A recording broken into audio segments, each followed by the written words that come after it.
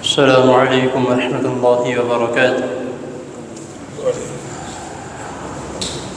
ان الحمد للہ والصلاة والسلام علی رسول اللہ، اما بعد، احسن الکلام کلام اللہ واحسن الهدی هدی محمد صلی اللہ علیہ وسلم۔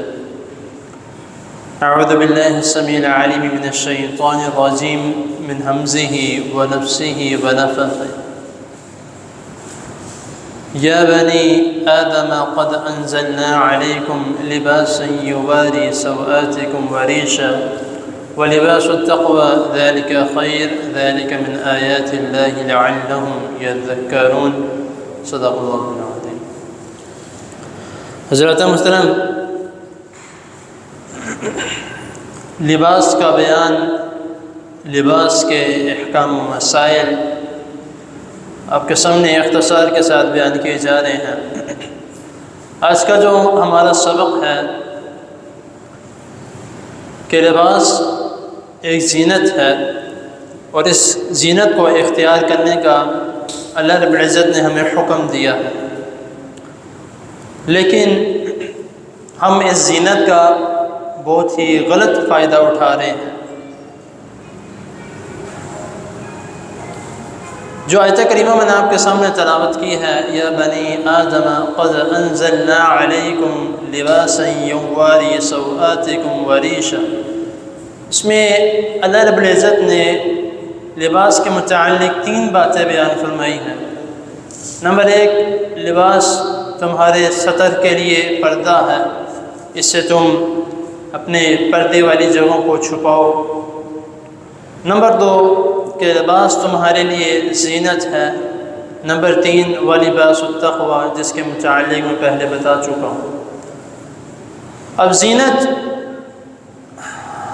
اللہ رب العزت نے حکم دیا ہے، اور اسی رکوع کے جہاں پہ یہ رکوع مکمل ہوتا ہے، اس میں اللہ رب العزت فرما رہے ہیں، یا بنی آدم خذوا زینتکم عند کل مسجد، کہ جب مسجدوں کے قریب جانے لگو یا مسجدوں میں جاؤ تو زینت اختیار کر کے جاؤ، اچھے طریقے سے جاؤ، اچھا لباس پہن کے جاؤ۔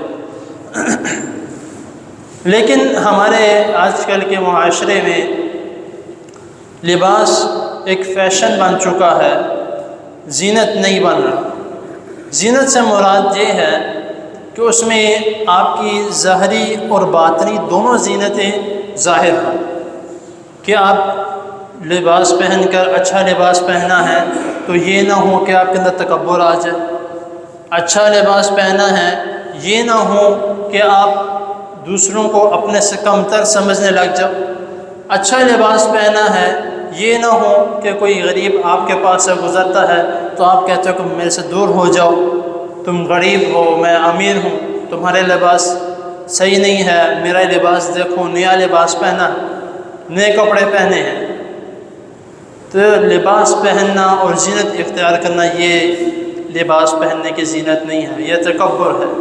اور رسول اللہ صلی اللہ علیہ وسلم نے تکبر کے متعلق کئی احادیث بیان کی ہیں، اس میں سے چند میں آپ کے سامنے بیان کر کے بات کو مکمل کرتا ہوں کہ نبی کریم صلی اللہ علیہ وسلم نے فرمایا کہ لا يدخل الجنۃ من كان في قلبه مثقال حبۃ من کبر، کہ جس شخص کے دل میں ذرہ برابر بھی، ہم ذرہ کس کو کہتے ہیں؟ جو بالکل چھوٹا سا ہوتا ہے، اور یہاں پہ محدثین بیان کرتے ہیں کہ ذرہ اس کو بھی کہا گیا ہے جو آپ دھوپ میں دیکھتے ہیں، جب کسی کھڑکی سے دھوپ آ رہی ہوتی ہے، بیچ میں چھوٹے چھوٹے سے ذرات ہوتے ہیں، اس ذرے کو بھی محدثین نے کہا ہے کہ اگر کسی کے دل میں اتنا سا بھی تکبر آ گیا تو اللہ رب العزت اس کو جنت میں داخل نہیں کریں گے۔